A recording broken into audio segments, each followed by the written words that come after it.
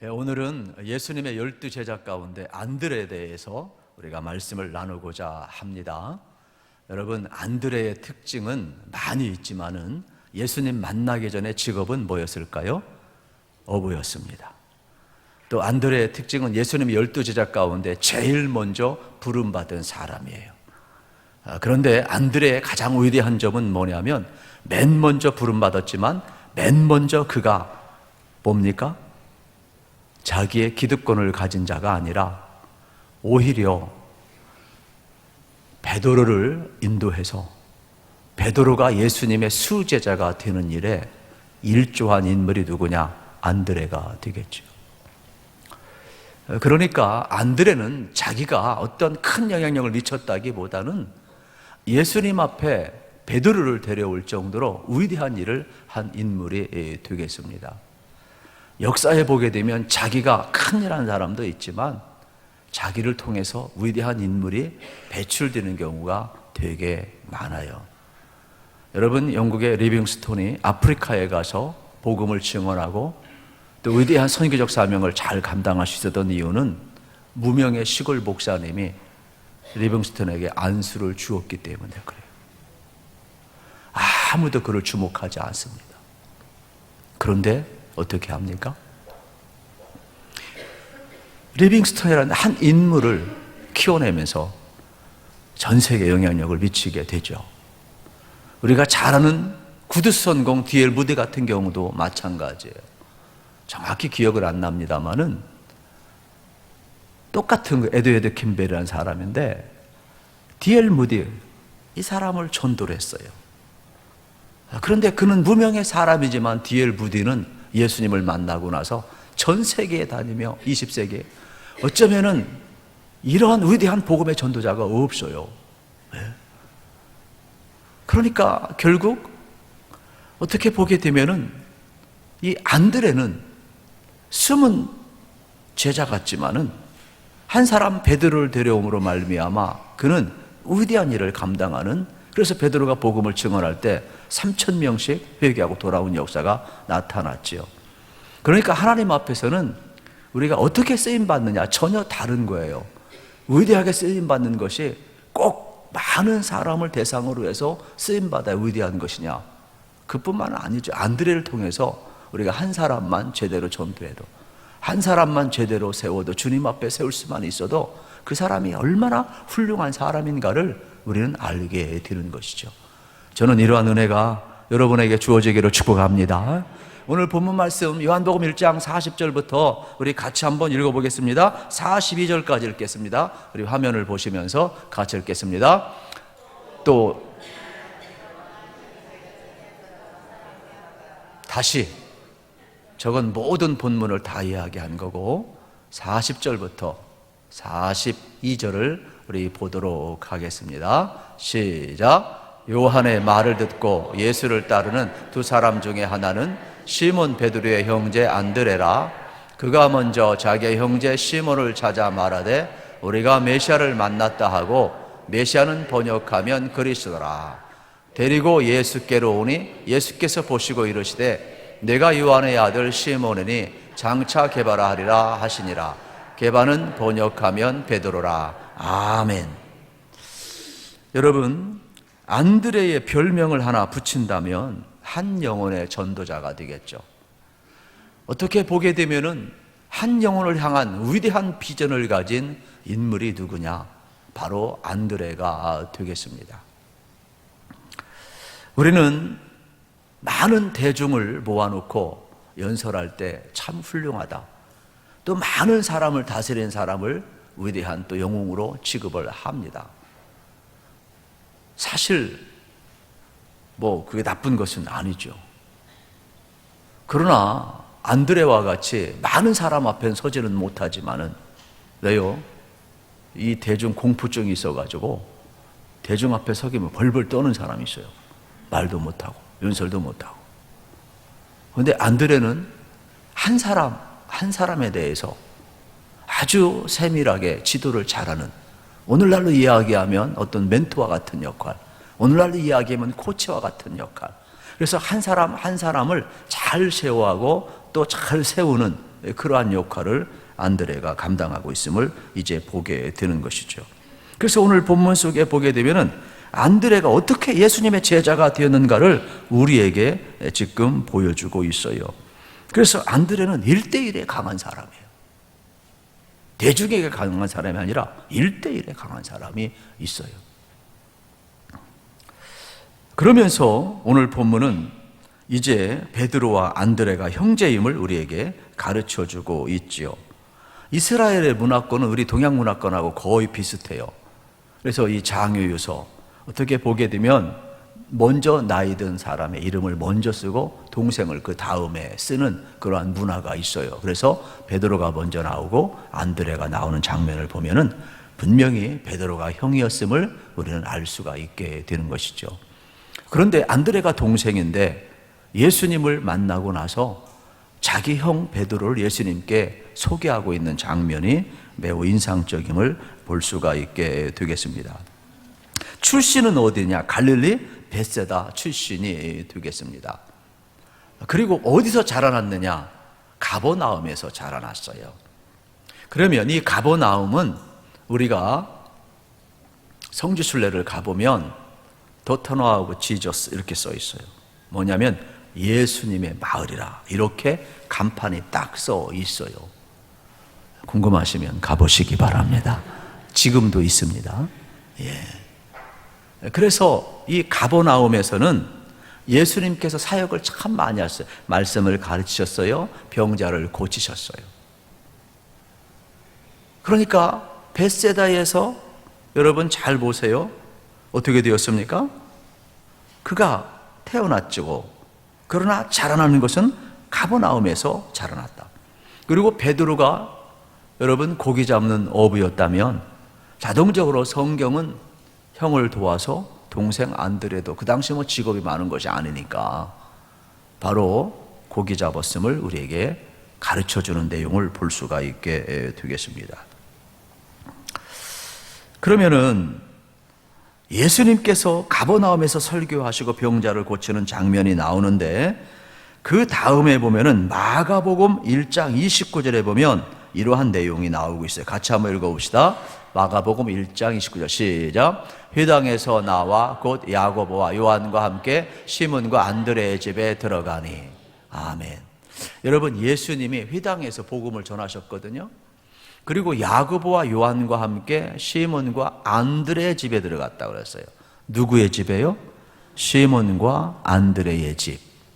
여러분 성지순례를 가보면 재미난 것이 있는데 저도 깜짝 놀란 것이 뭐냐면 이곳이 회당이다 그래서 구경을 했어요. 그런데 막 너무 태양빛이 있으니까 힘들더라고요. 그래가지고 그냥 철퍼덕 옆에 앉아 있었어요. 그런데 가이드가 그러는 거예요. 빨리 와보세요. 회당을 하고 붙어있는데 그 앞에 베드로와 안드레 집이 있는 거예요. 얼마나 제가 놀랬겠어요. 그리고 그 밑에는 회당은 좀 언덕 위에 있고 베드로 안드레 집은 이렇게 밑에서 이렇게 내려볼 수가 있게 되더라고요. 그래서 입구에서 제가 본 경험이 있게 되겠죠. 그렇다면 지금 본문이 그걸 그대로 어떻게 하는가 증언하고 있는 내용이 되겠죠. 그래서 우리는 한번 그 현장에 가보면 성경이 어떻게 이루어졌는가, 그 당시 예수님이 어떤 사역을 했는가, 이게 잘 그려지는 그러한 내용을 이제 볼 수가 있었습니다. 그들은 예수님의 오심을 준비했던 세례 요한의 메시지를 맨 먼저 들은 사람이 되겠죠. 더 구체적으로 이야기하면 세례 요한의 제자가 누구냐? 안드레예요. 그래서 예수님이 걸어가실 때 세례 요한이 뭐라고 이야기하냐면 보라, 세상죄를 지고 가는 하나님의 어린 양이로다 그래요. 그때 맨 먼저 은혜 받은 사람이 누구냐? 안드레. 세례 요한의 두 제자가 있는데 잘 들으셔야 돼요. 성경 속에 두 제자 그러거든요. 그게 누구냐? 안드레하고 사도 요한이에요. 그러니까 요한도 세례 요한이 아니라 사도 요한. 요한복음을 기록한 사도 요한을 이야기하는 거예요. 맨 먼저 안드레가 그래서 예수님 보라 세상 죄를 지어가는 하나님의 어린 양이라고 할 때 그 증언을 듣고 안드레가 진짜 예수님이 메시아임을 믿는 거예요. 그래가지고 믿음이 생겨가지고 호기심이 생겨서 예수님을 따라가요. 옆에 스승이 있는데 예수님을 따라가 예수의 제자가 되는 거예요. 그래서 예수님 앞에 올 때 예수님이 이렇게 말씀하는 장면을 이제 볼 수가 있게 되겠습니다.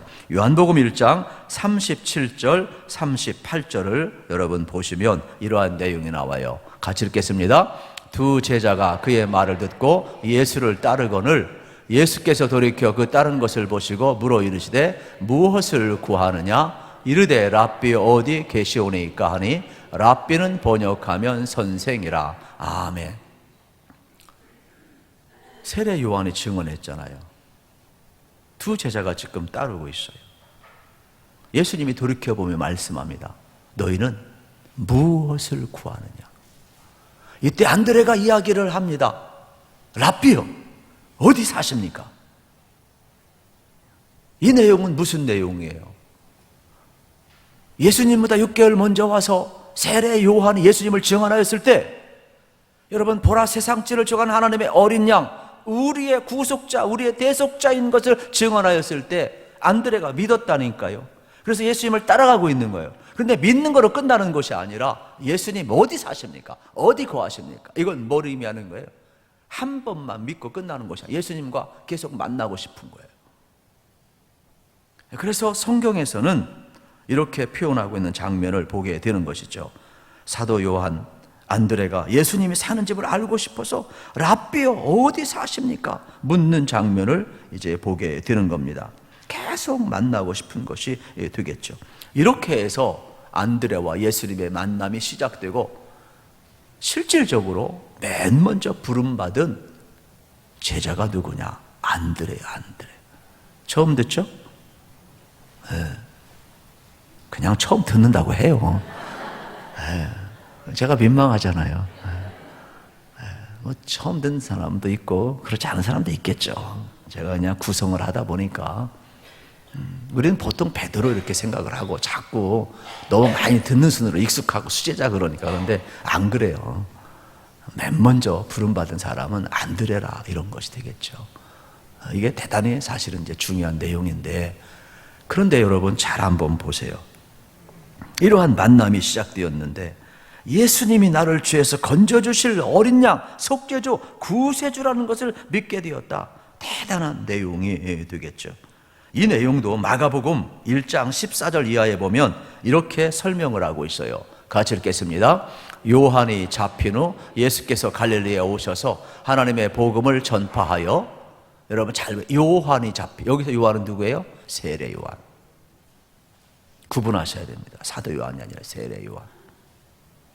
그때부터 예수님이 본격적으로 말씀을 증언하시게 되는 거예요. 이때 여러분 두 제자가 예수님을 따르고 있는 장면을 볼 수가 있게 되겠습니다. 그러면서 예수님은 이들을 향해서 이렇게 이야기합니다. 나를 따라오너라. 내가 지금까지는 고기를 잡는 어부였지만은 나를 구원의 주로 믿는다면 이제 이 구원의 주를 증언하는 사람 낚는 어부가 되게 하리라. 이게 예수님의 부르심이었어요. 이때부터 안드레와 사도 요한은 소명이 시작이 되고 있음을 우리가 볼 수가 있게 되겠습니다. 그렇다면 안드레와 베드로 또 여기 사도 요한도 마찬가지가 되겠죠. 자신의 모든 것을 내려두고 예수님을 쫓았다 이렇게 이야기하고 있음을 보게 되는 겁니다. 그러니까 우리가 예수 믿는 것은 여러분 나로서 끝나는 것이 아니라는 겁니다. 안드레의 위대한 점은 세례 요한을 통하여 보라 세상죄를 주관하는 하나님의 어린 양이라고 했을 때 예수님을 통하여 나의 죄를 사해 주시는 대속의주로 보았다라는 거예요. 믿었다라는 거예요. 그리고 거기서 끝난 것이 아니라 예수님과 함께 했다라는 겁니다. 그리고 예수님을 따라갔다는 겁니다. 그리고 거기서 끝난 것이 아니라 베드로를 예수님께 데려왔다라는 것이죠. 여러분은 누구를 데려오십니까?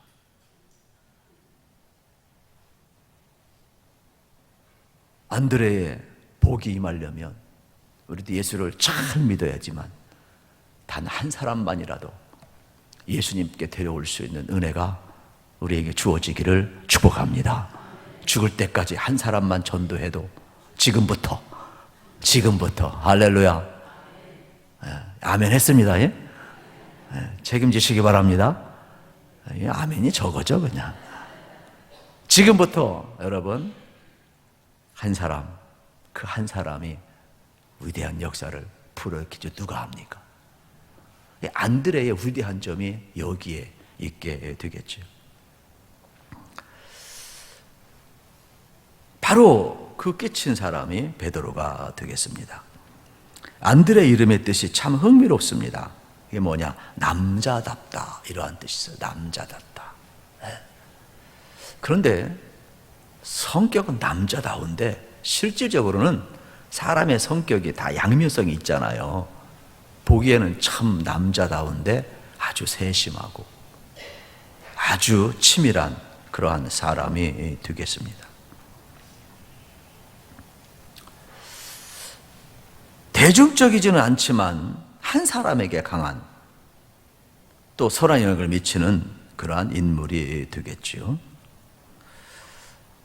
우리 42절 말씀을 보시겠습니다. 42절 우리 확인하겠습니다. 시작. 데리고 예수께로 오니 예수께서 보시고 이르시되 내가 요한의 아들 시몬이니 장차 게바라하리라 하시니라. 게바는 번역하면 베드로라. 아멘.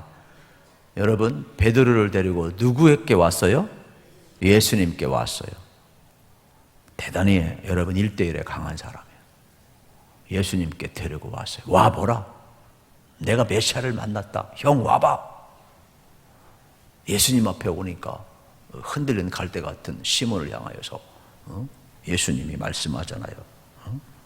이제 내가 장차 게바라하리라. 우리는 여기에서 개인 전도의 정의를 배울 필요가 있어요. 개인 전도란 안드레처럼 한 영혼을 예수님께 데려오는 거예요. 다시 한번 따라서 합시다. 개인 전도란 한 영혼을 예수님께 데려오는 것입니다. 믿으시죠? 이게 개인 전도예요. 개인 전도. 요한복음 12장 20절부터 22절에 보면 또 안드레의 활약상이 또 나오고 있음을 보게 되는 겁니다. 그렇게 많지는 않아요.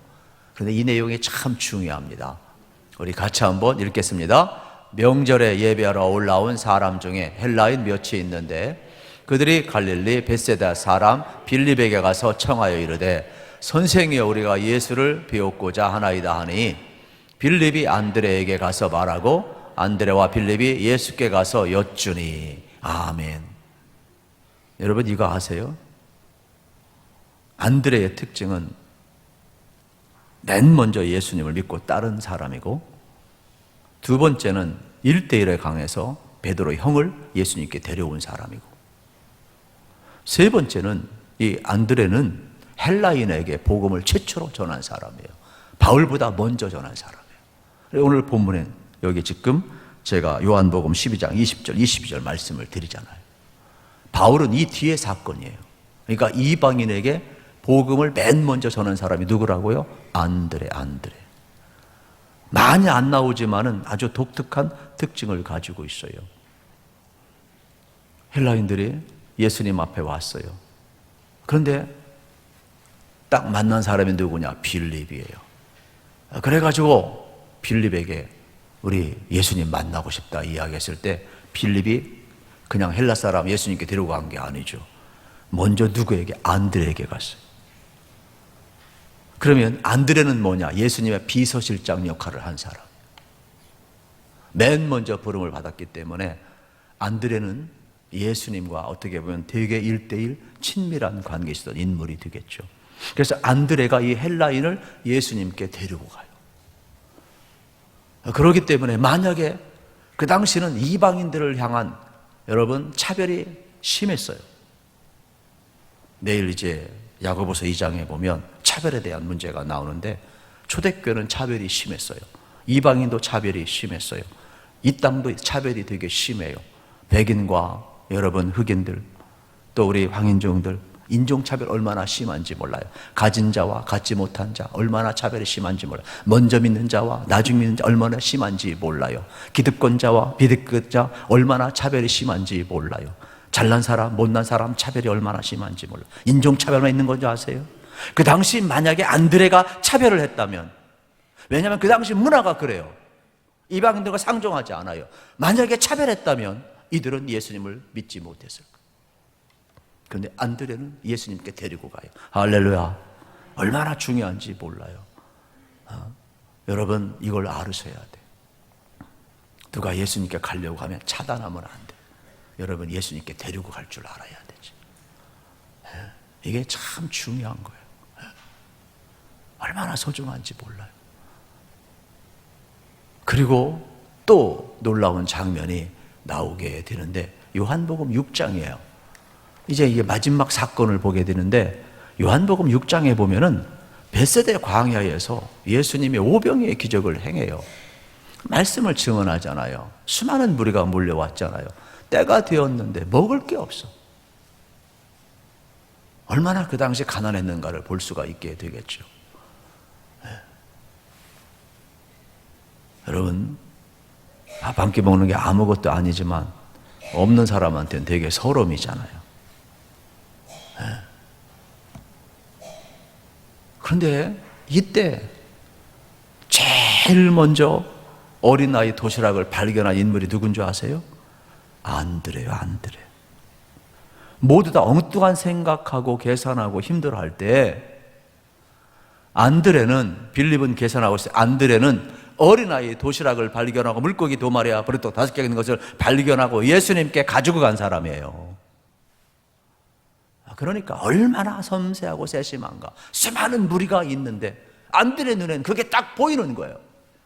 만약에 어린아이를 예수님께 데리고 가지 않을 때 어린아이는 오병의 기적을 보지 못했을 거예요. 5,000명 먹이고 남는 12광절 기적 체험하지 못했을 거예요. 얼마나 그 자리가 민망한 자리가 되었겠어요. 그런데 안드레의 눈에는 작은 거 어린아이의 도시락이 보였다니까.